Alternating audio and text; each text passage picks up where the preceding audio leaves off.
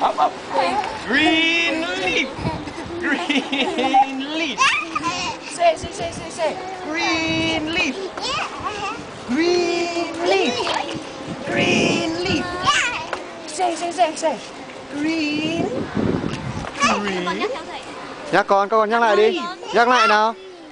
Con nhắc theo thầy nào. Green. Đấy, nhắc to theo thầy nào. Ooh, yeah, very good.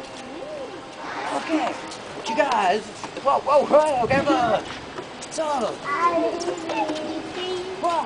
But what color is this? It's yellow. Very good. It's yellow, yeah. Green, black. Đến ơi, con ra đây. Yeah, perfect. Ah, pretty. Cả đi hết, người ta vô.